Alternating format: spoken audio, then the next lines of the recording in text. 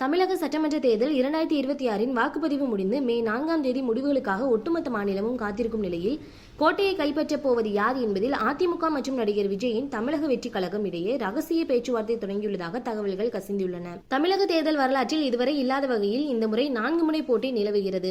வாக்குப்பதிவு சதவிகிதம் 85% தாண்டியுள்ள நிலையில் எந்த ஒரு கட்சிக்கும் தனிப்பெரும்பான்மை கிடைக்குமா என்பதில் அரசியல் நோக்கர்களிடையே சந்தேகம் எழுந்துள்ளது.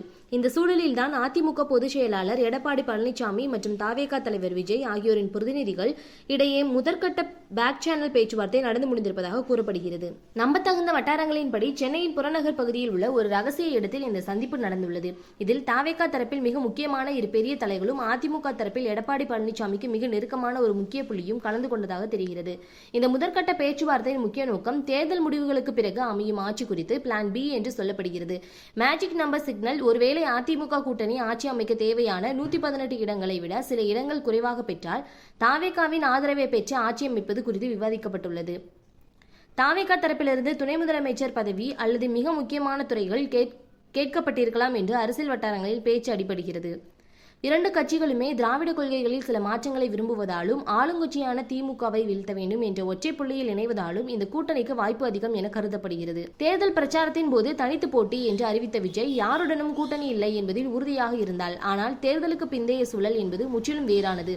தமிழகத்தின் அரசியல் எதிர்காலத்தை கருத்தில் கொண்டும் திமுக மீண்டும் ஆட்சிக்கு வருவதை தடுக்கும் நோக்கத்திலும் இத்தகைய முடிவுகள் எடுக்கப்படலாம் என்று தாவேகாவின் 2ஆம் கட்ட தலைவர்கள் கருதுகின்றனர். கடந்த 2021 தேர்தலில் நூலிலையில் ஆட்சியை இழந்த அதிமுக இந்த முறை எந்த ரிஸ்க்கும் எடுக்க தயாராக இல்லை. பாஜகவுடனான உறவில் சில சிக்கல்கள் நீடிக்கும் நிலையில் இளைஞர்களிடம் பெரும் செல்வாக்கு பெற்றுள்ள விஜயின் தாவேகாவை அரவணைத்து செல்வது நீண்டகால அரசியலுக்கு பலம் சேர்க்கும் என்று எடப்பாடி பழனிசாமி தரப்பு கணக்கு போடுகிறது.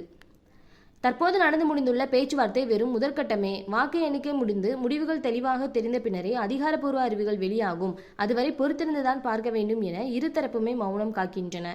இருப்பினும் இந்த ரகசிய பேச்சுவார்த்தை குறித்த தகவல் வெளியானவுடன் தமிழக அரசியல் களம் இப்போதே சூடு பிடிக்க தொடங்கிவிட்டது.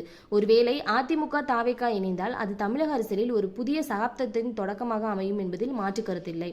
ஓகே ஃப்ரெண்ட்ஸ், இதை பற்றி நீங்கள் என்ன நினைக்கிறீங்க அப்படிங்கிறத மறக்காமல் கமெண்ட்டில் சொல்லிடுங்க. நம்ம சேனலை லைக் பண்ணி ஷேர் பண்ணி சப்ஸ்கிரைப் பண்ணிக்கோங்க. தொடர்ந்து வீடியோ வாட்ச் பண்ணுங்கள். தேங்க்யூ.